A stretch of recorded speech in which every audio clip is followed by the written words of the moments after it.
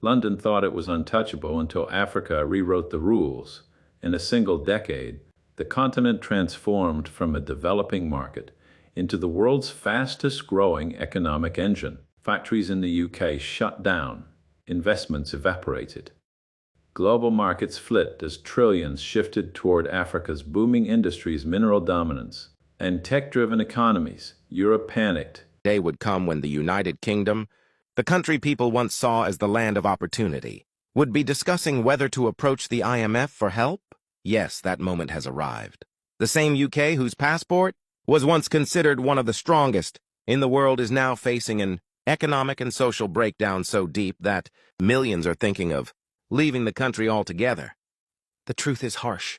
London and many major British cities are no longer the places. I have some more bad news for those living in England. The UK is set to be on course to be one of the saddest places to live. Skyrocketing inflation has turned bedroom banter to raging arguments. They're unhappy because of the cost of happiness. It has gone up. Living standards have taken a dive. Romantic night outs are too expensive. The great British dream is crashing, and with that, so are house prices. Add higher taxes to the heap of troubles, and you'll find The UK scrambled, but the world had already chosen its next center of gravity.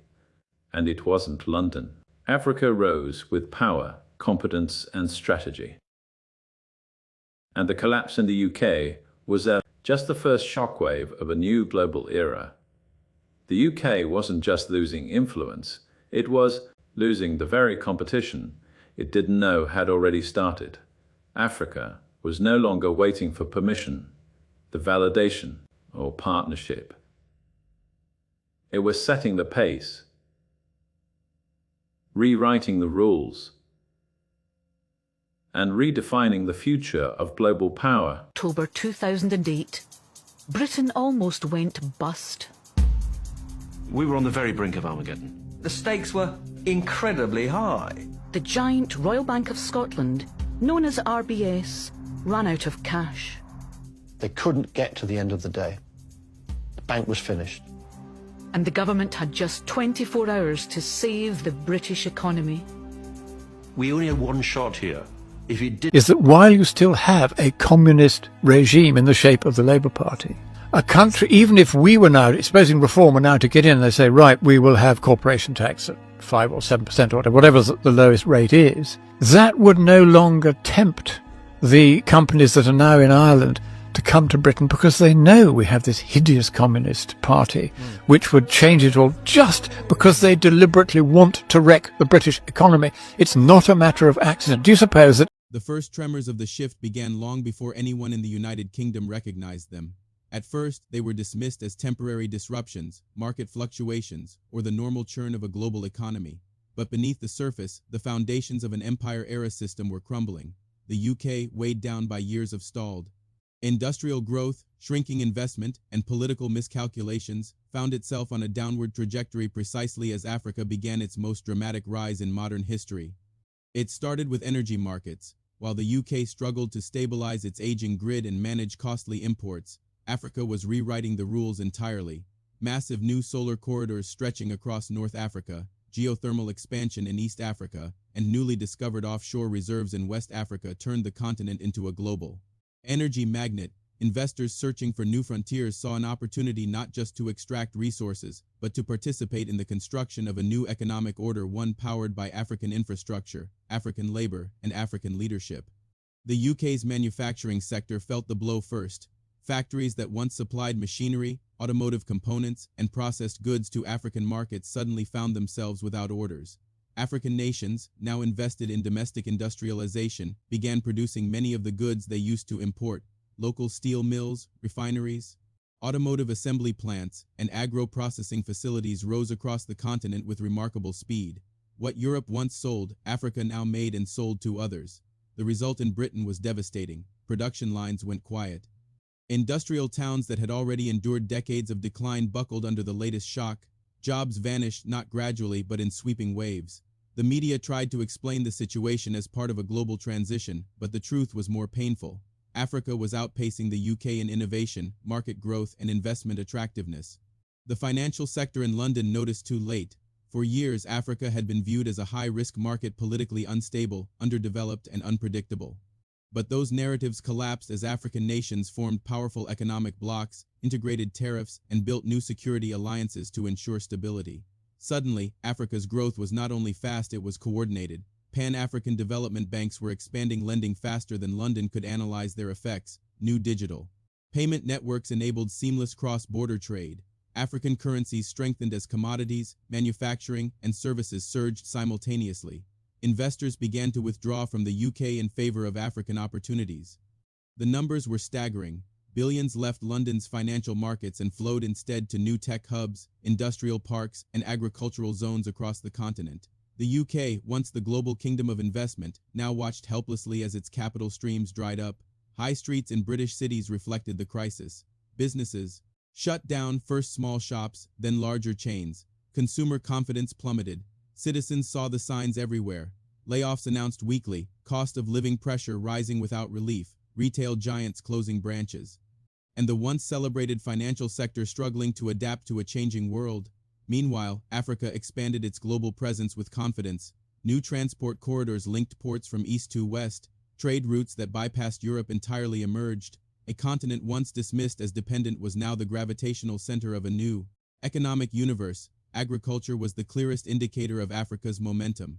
While the UK's farming sector suffered from shortages, reduced subsidies, and supply chain failures, Africa became the world's agricultural powerhouse. Vast fertile regions, improved mechanization, climate-resilient crops, and state-of-the-art irrigation turned African nations into export giants. Food supplies that once flowed from Europe to Africa now moved in the opposite direction. Commodity markets shifted too. African nations implemented new resource policies that required minerals to be processed locally rather than exported raw. This transformed the global supply chain. The UK, dependent on imported critical minerals for its manufacturing and technology industries, found itself sidelined. Energy storage companies in Britain scrambled for alternatives as Africa prioritized domestic tech manufacturers and Asian partners that offered mutually beneficial terms. Even the cultural landscape reflected the shift. African films dominated streaming platforms. African fashion brands overtook European labels in global popularity. African artists filled international stadiums. Youth across the world identified more with the rising cultural confidence of Africa than the traditional conservatism of Europe. The UK's soft power, once one of its greatest advantages, felt increasingly outdated. Political leaders in Britain attempted to reassure the public that the downturn was temporary. They promised new trade agreements, domestic reforms, and investment incentives. But none of these interventions addressed the core issue. The global balance of power was shifting in favor of Africa, and the UK had no strategy to adapt. This power shift accelerated when Africa launched a unified investment framework designed to attract foreign capital while protecting domestic industries. It streamlined regulatory systems across multiple nations. Investors flocked in by the thousands. Tech corporations, automotive manufacturers, pharmaceutical developers, and agricultural giants announced new headquarters, not in London or Berlin, but in Nairobi, Johannesburg, Accra, Kigali, Lagos, and Cairo. Africa's rise was not based on luck. It was engineered through collaboration, long-term planning, and strategic independence.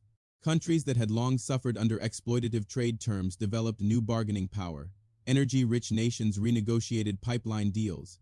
Mineral-rich states set higher export standards. Coastal nations built new ports with record efficiency. Even smaller economies developed niche industries that attracted global attention. The continent became an ecosystem of opportunity, a dynamic, fast-growing market that left slow-moving economies like the UK struggling to keep up.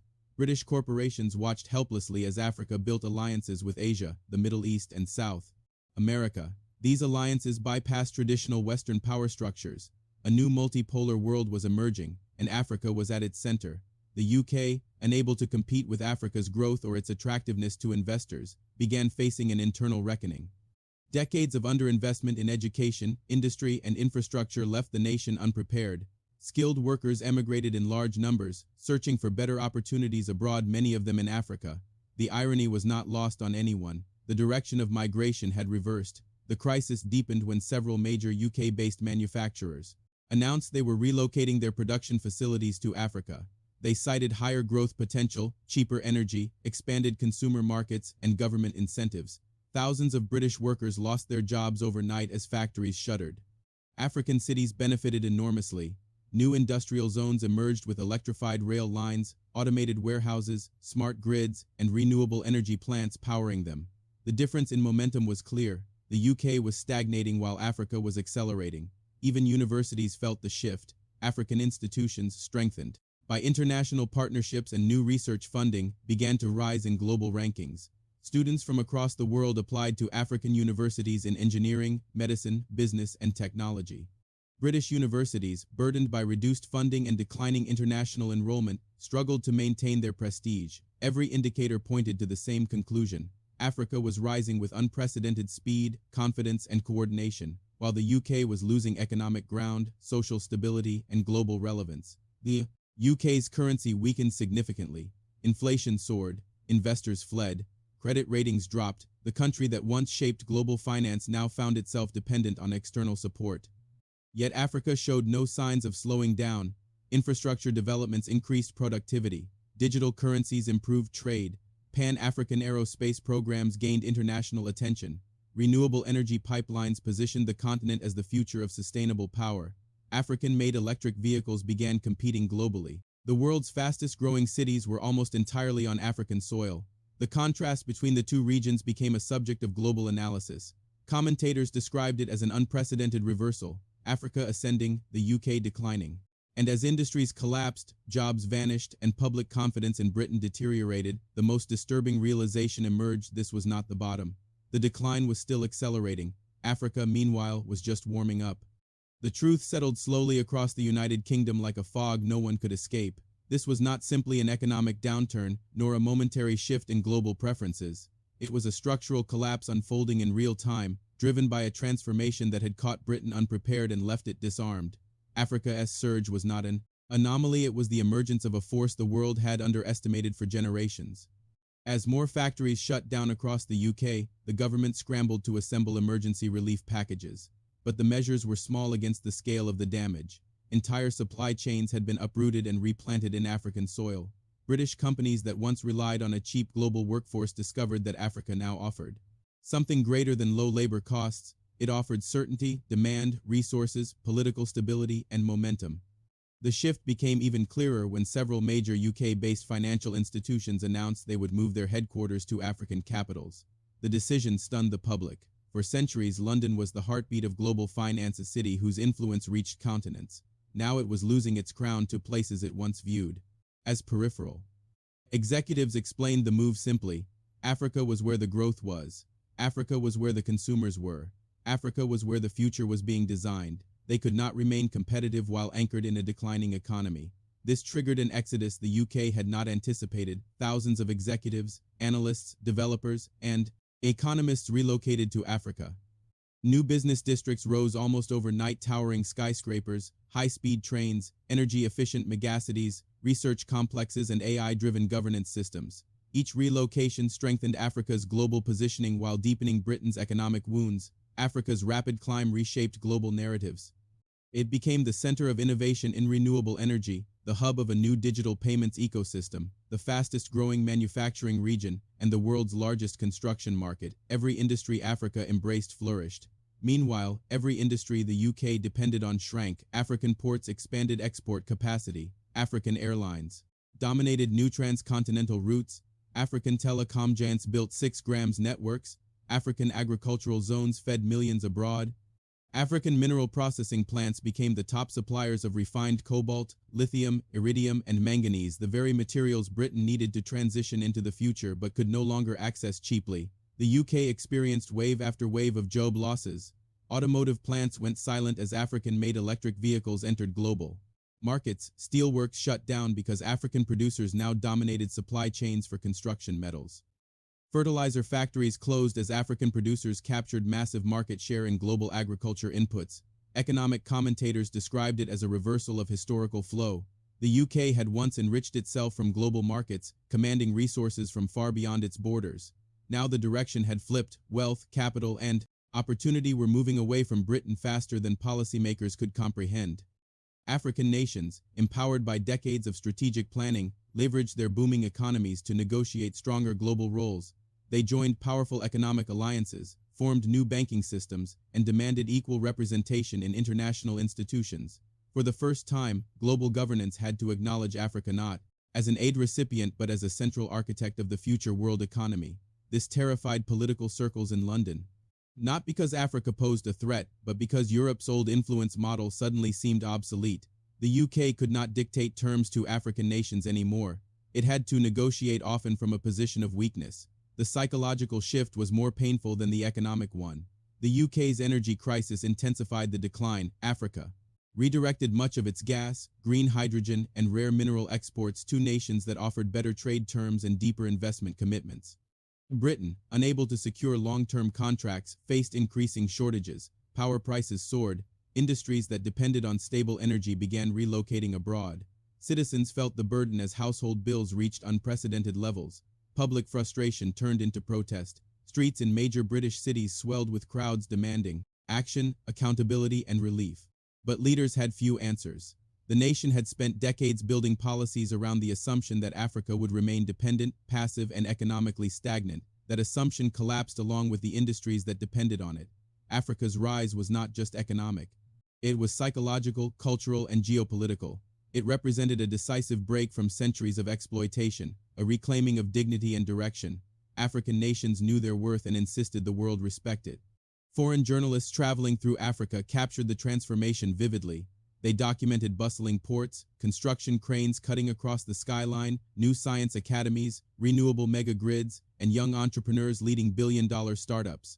The energy was relentless, the ambition unmatched. Africa felt like the center of global rebirth. Back in the UK, the contrast grew sharper every month. Schools struggled with funding shortages. Hospitals faced staff shortages as medical professionals emigrated. Public infrastructure decayed without investment. The nation that once prided itself on stability now wrestled with unpredictability and decline.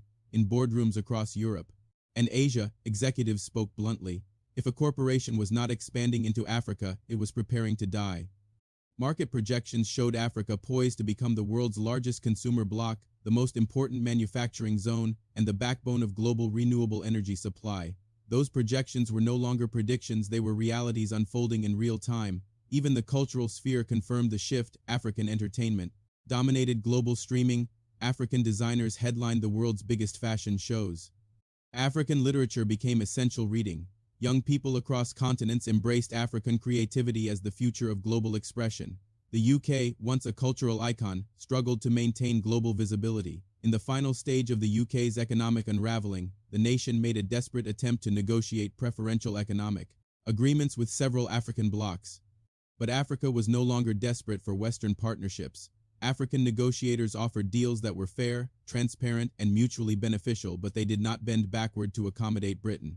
The era of unequal power relations was over. The world watched as the UK accepted terms it would have once rejected without hesitation. It was a humbling moment, but it reflected a truth the world could no longer deny. The global power center had shifted.